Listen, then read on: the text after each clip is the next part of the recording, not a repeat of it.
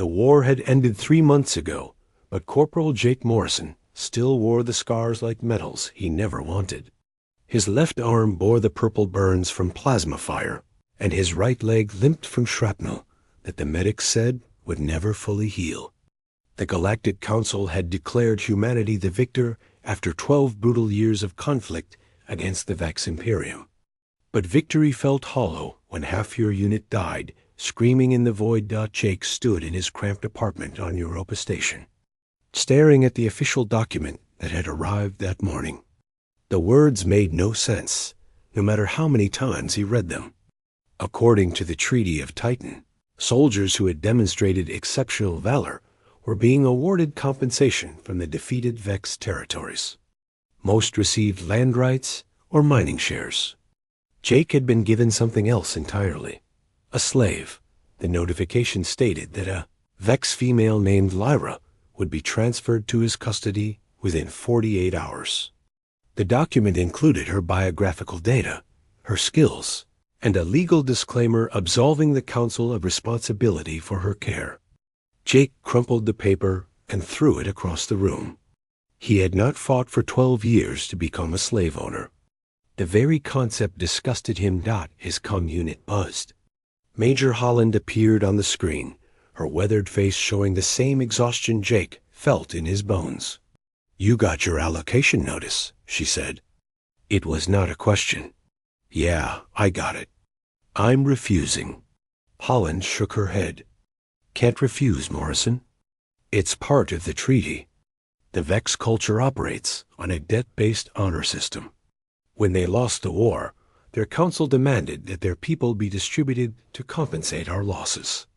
Refusing her would be a diplomatic incident. So I'm supposed to just accept owning another sentient being? You're supposed to figure it out like the rest of us," Holland said. "The council's position is clear. Integration, not rejection.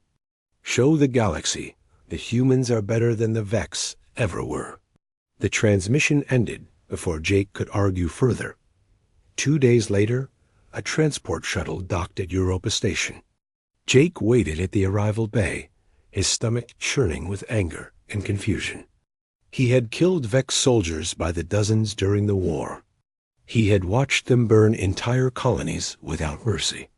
Now he was expected to house one of them like some kind of twisted peace offering. The airlock hissed open.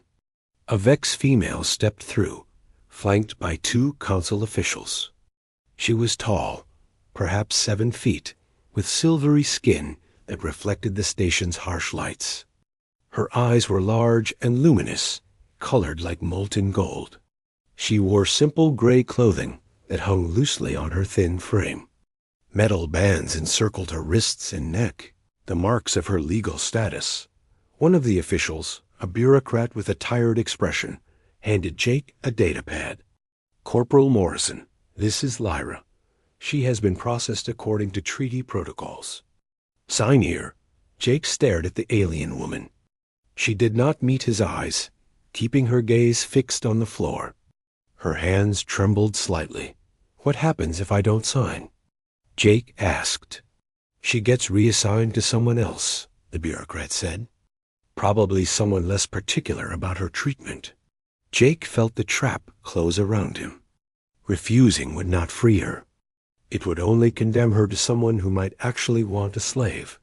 He signed the pad with sharp, angry strokes. The officials left without ceremony. Jake and Lyra stood in awkward silence in the arrival bay. Station personnel walked past, some staring, others deliberately ignoring them. "Come on," Jake finally said. "Let's get out of here." His apartment was small, designed for one person. Lyra stood just inside the doorway, still not meeting his eyes. Jake gestured toward the single couch. "Sit down." She moved to the couch, but did not sit. Instead, she knelt beside it, folding her hands in her lap. "What are you doing?" Jake asked.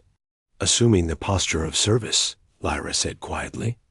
Her voice was surprisingly musical, with harmonics that human vocal cords could not produce. "I await your commands, Master." Jake felt his anger spike. "Don't call me that." My name is Jake. As you wish, Master Jake. Just Jake.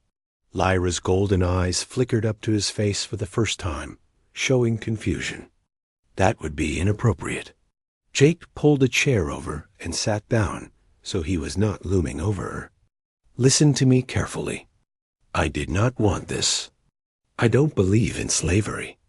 But according to the treaty, I'm stuck with you, and you're stuck with me. So here's what's going to happen. You're going to live here, but not as a slave. You'll have your own space, your own time. I'm not going to order you around. I don't understand, Lyra said. Without purpose, I have no value. Your purpose is to be a person, Jake said. That's it. Over the following weeks, Jake learned that deprogramming years of cultural conditioning was not simple. Lyra struggled with the concept of free will. When Jake asked what she wanted for dinner, she would freeze, unable to answer. When he told her to choose her own schedule, she became anxious.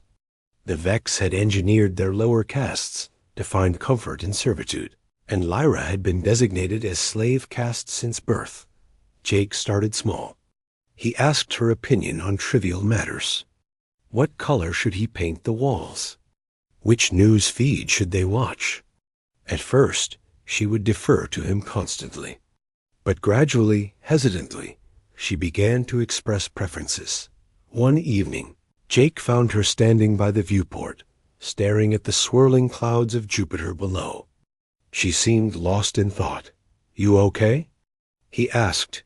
I have been thinking about the war, Lyra said. About my brothers. Jake had not known she had family. What happened to them? They died on the front lines. All three of them. They were warrior caste, bred for combat. When the war began, they told me it was glorious. They said humans were weak, that we would be crushed within a year. I'm sorry for your loss, Jake said. Lyra turned to look at him. Why? You did not kill them. And they would have killed you without hesitation. That doesn't mean I can't feel sorry about it. War is waste. It destroys everyone it touches. My people believed we were superior, Lyra said. We believed conquest was our right. I think perhaps we were wrong. Jake moved to stand beside her at the viewport. All of us were wrong about something. That's why the war lasted so long. As months passed, their relationship shifted in ways Jake had not anticipated. Lyra began asking questions about human culture, about Earth, about the things Jake had left behind when he enlisted. He told her about rain and forests and the ocean, things she had never experienced. She told him about Vex art and music, about the poetry of her people that few humans had ever heard. She also began to change physically.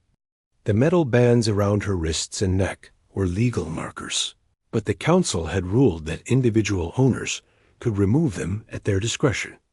Jake had wanted to remove them immediately, but Lyra had refused, saying she was not ready. Then one morning, she asked him to cut them off. Jake used a plasma torch, carefully slicing through each band. When they fell away, Lyra touched her bare skin with something like wonder.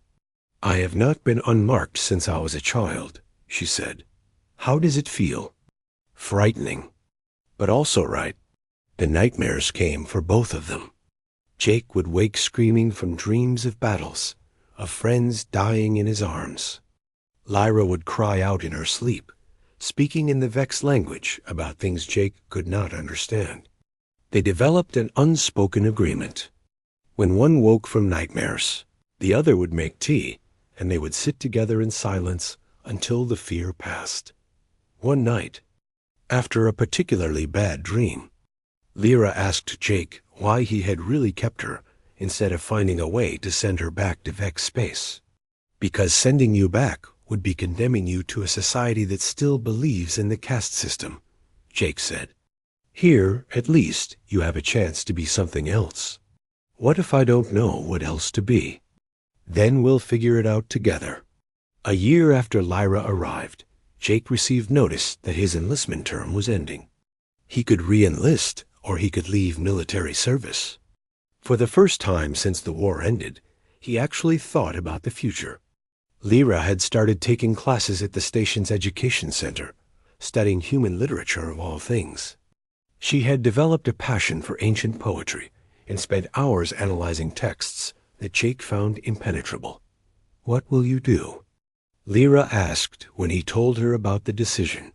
"I don't know." "What about you?" "Your legal status is about to change. In 3 months, the Council is granting full citizenship to all allocated Vex who have completed integration protocols. You'll be free to go wherever you want." Lyra was quiet for a long moment. "I have been thinking about Earth. You have spoken of it so often. I would like to see rain. Earth is pretty crowded these days. Lots of refugees from the war. Then perhaps we would not be alone." Jake looked at her, at this alien woman who had somehow become his closest friend. "Are you saying you want to go to Earth together?" "If you would permit it." "Lyra, you don't need my permission for anything." "But yeah, I'd like that." They left Europa Station 3 months later, 2 veterans of a terrible war seeking something neither could quite name. As their transport descended through Earth's atmosphere, Lyra pressed her face to the viewport and watched the clouds gathering. When the first drops of rain hit the window, she made a sound that might have been laughter or might have been crying. Jake sat beside her and thought about Holland's words from a year ago.